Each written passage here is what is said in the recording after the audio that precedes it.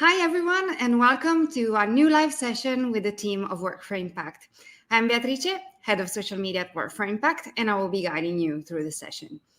If you don't know us, Work for Impact is the first and only freelance platform that is also a B Corp, and where purposeful freelancers meet purposeful organizations that want to grow and do great things together in the world. In this series of live sessions, we are meeting with for-purpose organizations that will share their story with us. And we hope that with this conversation, we can help many to and inspire them in their journey of making an impact. Today, we're very happy because we have Saurabh Channan, CEO of terraPulse, and together with him, we will discover their data-driven solutions to get insights about Earth from space and the great impact that this technology can generate. And in a few seconds, he will tell us more about everything about terraPulse. There you go. Hi, Saurabh. Hello. Nice to have you here. Super happy to have you here. And thank you for joining us in this live session with Work for Impact. So without further ado, we'd like to start, and we would like to hear a lot about terraPulse, what you guys are doing, and first of all, how did it all started? Well, first of all, thank you, Beatrice, for having me and spotlighting terraPulse, our company. So terraPulse is a technology company that uses machine learning and remotely sensed data to provide local insights about the planet. It's the three co-founders, myself, Joe Sexton, Min. So the three disciplines that we bring together is remote sensing GIS, forest and wildlife ecology, and information technologies. We bring it together to provide solutions to our clients. So that's what we do. To your question, why do we exist? Let's see. So we saw a huge information gap in the land sector, and for example, if you were to buy a pair of socks from Amazon, you can easily get 8,000 reviews. You can know what kind of texture it has, what kind of material it is. But if you wanted to buy land, there were only pictures. And I'm not talking about like residential or commercial. I'm talking about like rural lands, for reforestation, afforestation projects. It was just a picture. So we thought way back when, and we could use satellite-based remote sensing and bridge that information gap and provide quantifiable metrics to people, not only for the US, but globally. And that was the genesis of terraPulse. Yeah, and going to your website, heading to your website, you can realize at glance what terraPulse is, because you have exactly the idea. And when I met one of your team members, Giuseppe, then he told me about the story, what's behind and what it's for, and what kind of impact terraPulse can make by looking at things from up above, and it can. I mean, it has multiple applications. This kind of technology, right? So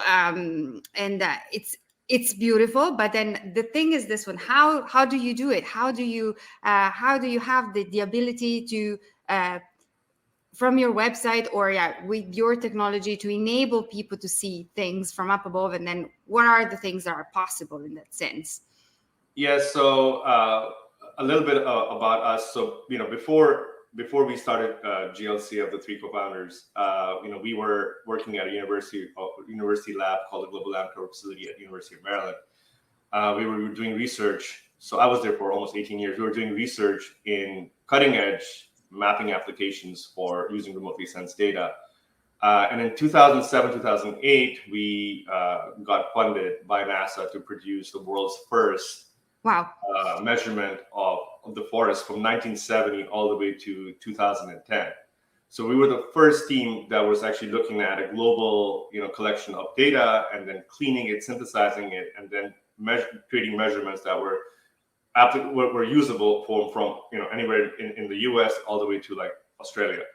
And it was one of the most challenging things we've done. So it involved, again, like the infrastructure, the platform to build, which we did from scratch. Then the algorithms that we had to develop were all from scratch, and then the visualization part of it, which was also all from scratch. So we were a very strong team, and we published at one point in time the team. So what makes us unique is that we are all of our algorithms already published. So we were publishing 13 peer-reviewed papers per year.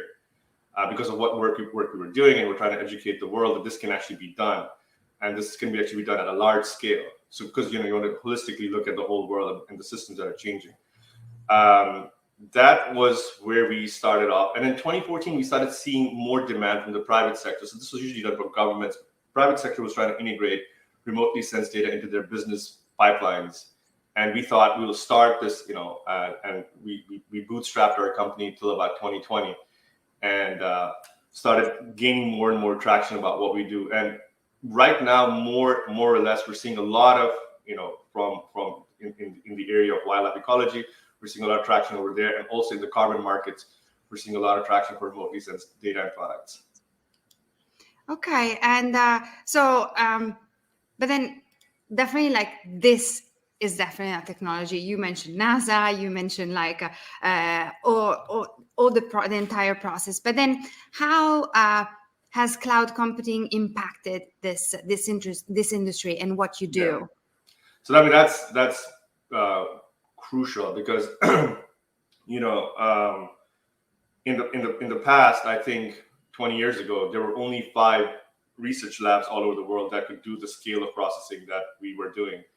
At the research level, and then and the other challenge was that data were not easily accessible. They used to cost money, and all the other challenges associated with it. So what cloud computing did was that it democratized the ability for anyone and everyone to work on challenging problems pertaining to remote sensing in our field, right? So in our domain, it could obviously help other verticals as well. But in our case, it helped us take very, very large data and bring data and computing next to each other so that you can process a lot of data quickly and iterate on it faster and faster to improve your models, your machine learning models, and your statistical models. And then get the results and then showcase the results and see if it actually works or not. And I think that's what was a game changer. So in our case, we're housed on AWS. We don't do anything on-prem. Everything is on AWS, and AWS has actually done something fantastic. Is that they are actually hosting all of the data, the publicly available data sets, on their site, which allows us to do a lot of work very quickly on them. Sounds great. So I have a question like popping in, because I think that this also ties up nicely with what we are talking just right now. Sid is asking if you have any suggestions for newly graduated students of software engineering. Thank you, Sid, for your question. Good question, Sid. Software engineering, I mean, it can go into many domains. I mean, if you're a front-end or a back-end developer, I think having cloud computing is here to stay. I think pick up anything in the realm of cloud computing, whether it's microservices through Lambda, or if it's through you're talking about databases, learn about Aurora, or Kubernetes, whatever it is in terms of containerizing or looking at fast. I would leave it at that. But just having cloud computing in your tool belt will be very, very valuable. Okay, cool. Yeah. So this was really spot on, like as a question. Thank you, Sid, again for asking. So, and then again, in terms of suggestions, since we're talking about recommendations, you have been like doing many things and like growing a lot also over the past few years, also together with terraPulse. But what is the advice that would you give yourself when you started this journey, or like if you would like to go back in time, think about yourself, like, I don't know, 2 years. I mean, in a moment in the past where you think about yourself and it would say, oh my God, if I only knew that, like what is that type of suggestions that you so many, but Choose one or two.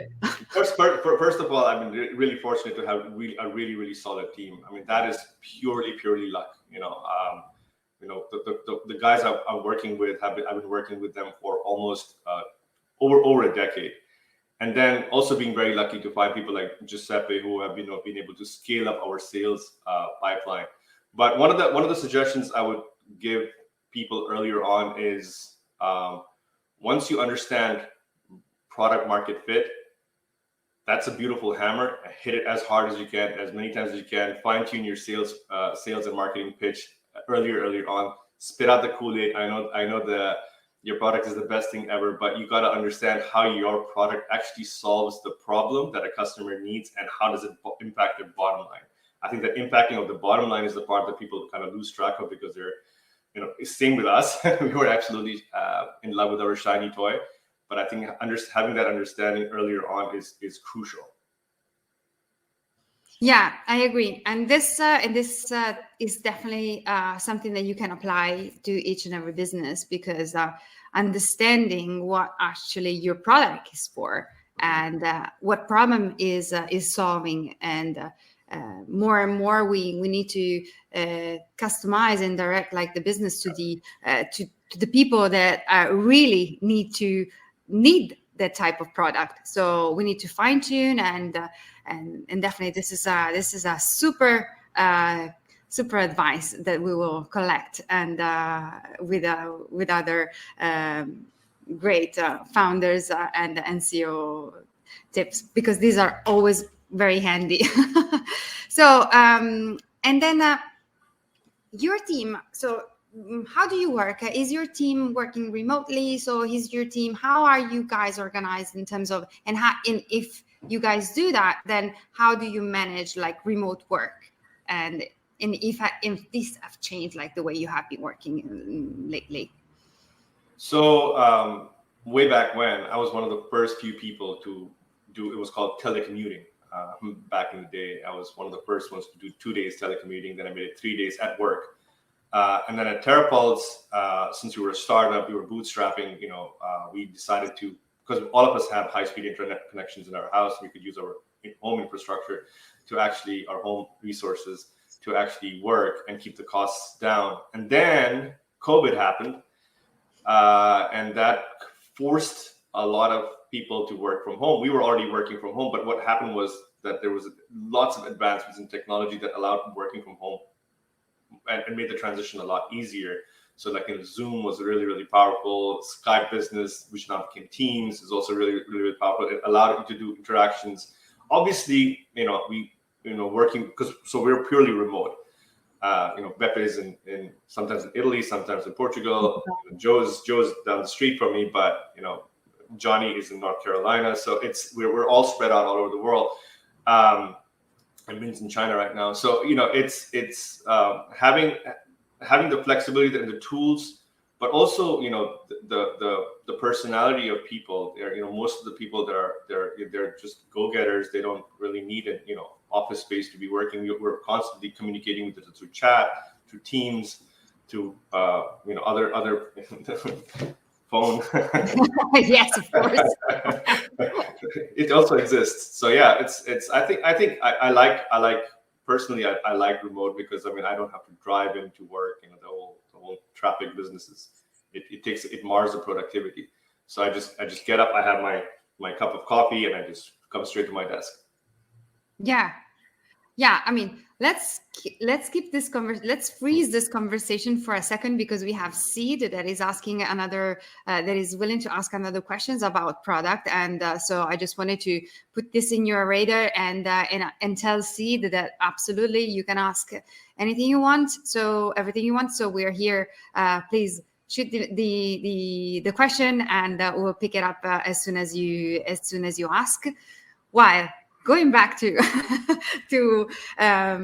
remote work, yes, you mentioned a lot of things here. So you said first that like your company joined like the remote work early on, like even when it wasn't so famous and wasn't so popular at that time.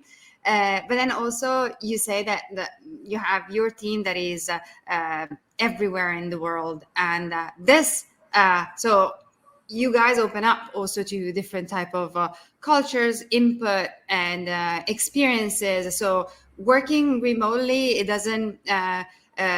So it allows you to explode, let's say, the boundaries, like in terms of location and geographically, and so give you access to many different talents all over the world that this wasn't so much accessible a few years ago, or at least not in our radar, in our minds so much. So, and plus also you said that you to do that, in order to do that, you use so many tools. And what is the tool that you love most, like for working with your team? The tool that I love, or actually that I use the most, is Teams. It's Microsoft Teams. Okay. That is our platform for communicating with each other, and Office 365 for, like, arranging all of our project tasks and stuff. So I mean, I don't know if love is the right word, but that's the one I actually use the most. So it's and it so far for us, all of us, it has worked across platforms. So some of our users are Linux users, some of our users are Mac users, and it works out, so far. Yeah, it works kind of like with everything and across all the platforms. So it's an easy one. So I just wanted to remind Sid that if he wants to ask us the question related to product, he can do that. So he sees us highlighted here. Okay. Yeah, there you go. So there's another question from Elena. If there are current job openings in terraPulse for geospatial research analysts, so if there are any opening and any opportunity available at terraPulse. Yeah, I'm sorry, I didn't get you guys the name. I'm going to read it. Elena, yeah. So Elena, just send me through LinkedIn, send me a chat request, and or DM me directly, and I'll get back to you. Okay, awesome. Fantastic. So, and also we, as we are reminding contacts, so if we want to remind, maybe we can remind also the website of terraPulse, so which is terrapulse.com, right? Correct. So, yes. And in the meantime, we got conversation is starting. So the Sid, we have the question from Sid. So he's asking, sometimes we design products or software that help people solve their issues, but before launching that software or product, someone else implements that idea and launches their product software before us. Then what is the best strategy to overcome that problem? Okay, yes, Sid, it's a huge question. Thank you for asking. And I think that this is a question that everyone who is like a founder or anyone who has an idea is the biggest fear, right? Yeah. So Sid, to your other question, I forgot to say, also work on soft skills, your interpersonal skills. I think that actually it speaks louder than your coding skills. So I would hone in on that. And to your question, I think, there've been a lot of use cases where there's the first mover's advantage is always there, but nobody talks about the second, third, fourth mover's advantage, because the first mover's advantage is over there, always there, but you burn a lot of pancakes. You burn your fingers doing a lot of things the wrong way till you figure out the right path. It's a very meandering path. But the second mover's advantage is that you already seen the path the other person's taken. You just have to figure out how to outcompete them.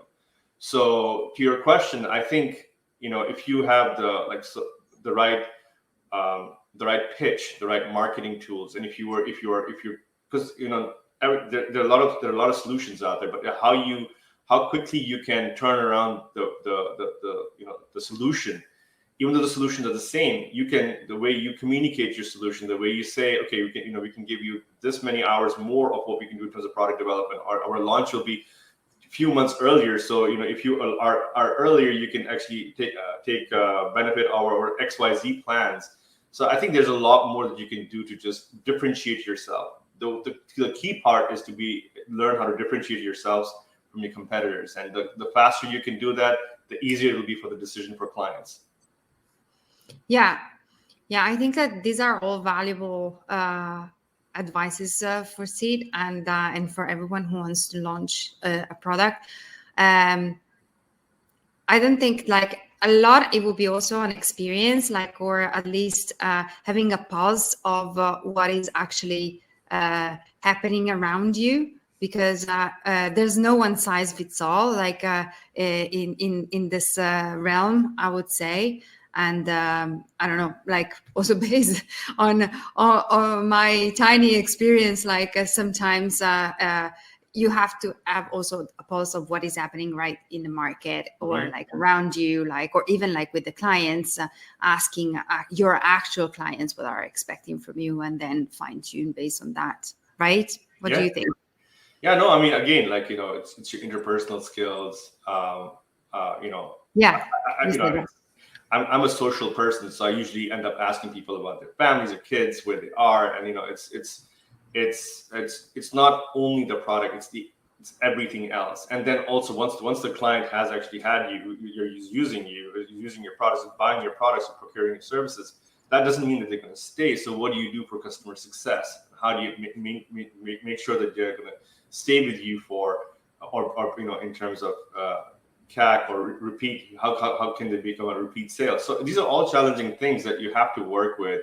Your product has to be awesome, your sales pitch has to be awesome, your marketing has to be fantastic. So it's just not just the software part of things. That's what I'm trying to do. Yes, it's not just relationship, we can say. It's not just technology, it's also relationship. We're right? humans. We're humans. Yes, after all. As the song, I was just mentioning the song. Yes. So we have another question, which is quite, let's say, aligned with the times that we are going through, and is from Puya, and is asking, how do you see the tech recession affecting your sector and specifically your company, if any, if this is actually happening? Because it might be not the case.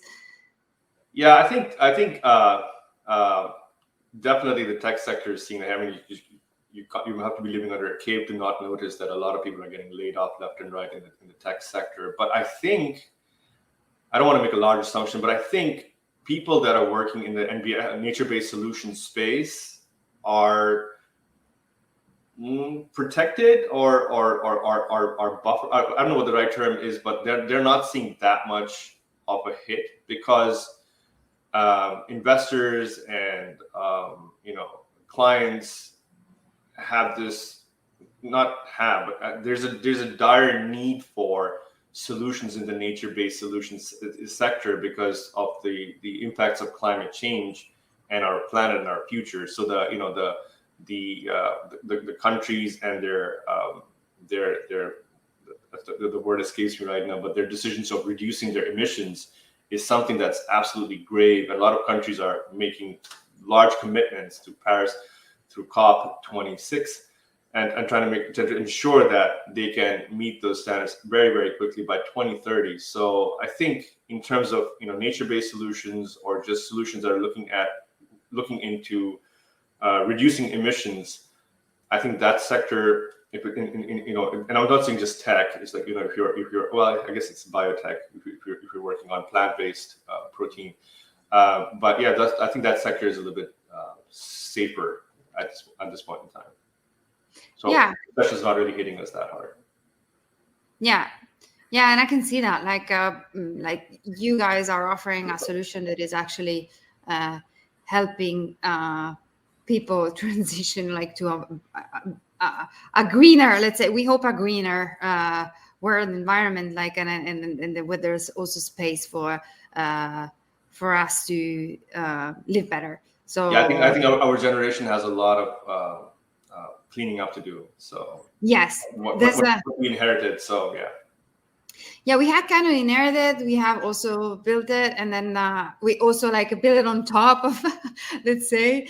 And but now, if we wanted to move for further, or at least like if we wanted to have like a solid and healthier future in front of us, then we definitely need to fix some issues. And I think that you guys, from your point of view, like from up above, you can provide a great solution. I just wanted to tell you that Sid is also saying thanks for your for answering this question.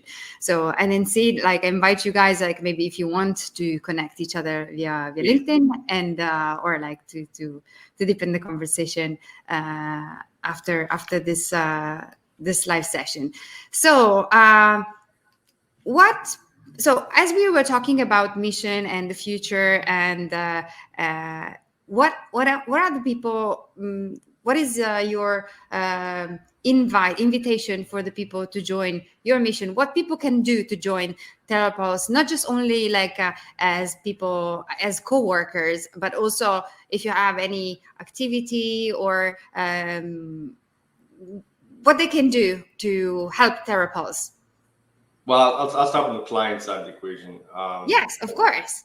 Yes, anyone. Yeah. There's in the tech sector, a lot of companies try to reinvent the wheel, and our 2 cents is like, we've been doing this for almost 2 decades. We've published over 100 papers. We're experts at this point in time. We're not, and we're not experts because we're really smart. It's because we've made 20 years of mistakes, and so that's our, in some way that's our competitive advantage. And there's a lot of pitfalls in what we do, and you can go down a rabbit hole and never come out, in terms of trying to overtune, optimize certain problems. So for our clients, please come talk to us. We can help you scale up very, very quickly. In terms of meetups or locally, or through the channels that we talked about earlier, please look me up on LinkedIn. My team is very, very social, so we're behind computers, so we need any excuse to talk to people. So feel free to contact us through LinkedIn, through any social media platform that you guys use. Facebook or Twitter or Instagram, whatever it is, we're on those. I'm mostly on LinkedIn, so if you have feel free, any questions, feel free to reach out. I'm pretty responsive. Yes. And email. Oh, sorry, I forgot about email. Yeah, email too. Yes, of course. They can find it on your, or otherwise we can send it here, but then we don't want everyone maybe to reach out via email, but then it's good point. LinkedIn. That could be, yes, like the perfect first, let's say the first contact solution. Then we can always you can always continue via email if the conversation continues. Yes. So is there anything specific that or anything that pops up in your mind that you missed sharing, or that you wanted to share right now with the audience? No, I think one of the things in the back of my mind is nature-based solutions, and right now there's a lot of press going back and forth on carbon, on the voluntary carbon markets, and I just want to put a plug for the voluntary carbon markets. I think it's our best foot forward in terms of nature-based solutions for mitigating carbon emissions. Yeah, I don't want to name any names, but yes, there are challenges associated with it, and but no system is perfect. Let's work as a community to address these challenges, and let's do it in an amicable solution so that we don't scare away the capital investors. I know it's a nascent market, so there are technologies, including remotely sensed data and in situ measurements, that you can use to improve models to give answers. But let's not throw as the saying goes, the baby with the bathwater. So no. This is a plug for nature-based solutions. I think carbon markets, voluntary carbon markets, are here to stay. Hopefully, I think I would just say that I would just end it at that. Yeah, you made a great point, because I think that technology is definitely of a great help, but then we can put on top something more. As we said, we can put on top relationship, the human touch, and also what we can is not just only study science and things like this, but it is also what we feel and what we need. Actually, we feel that we need to do. So I think that you guys are on a great mission, and really, I am not, I don't understand that much of the technology, but I can tell you that from what I saw also from Giuseppe, and from also what you can, the smallest thing that you can see also from your website, it's impressive what you guys do. Right. So I really invite everyone to visit terraPulse, and also understand a little bit better, and understand what you guys do on many levels, because you can do something for nature, you can do something for governments, you can do something for companies, startups, and everyone who wants to have a grasp and an understanding of of the land and what you can do on the territory, which is super impactful, and obviously, hopefully, this will help our planet to become a little bit better. Yes, we only have one. Yes. Yeah. So again, we remind everyone, and we're almost to the end and the final closing remarks. And yeah, head over to terraPulse.com, connect with Saurabh, who was great to talk with today. So thank you so much for your time and for telling the story of terraPulse. I know that 30 minutes are not enough to explain everything. Yeah, already it flew away. Yes, completely.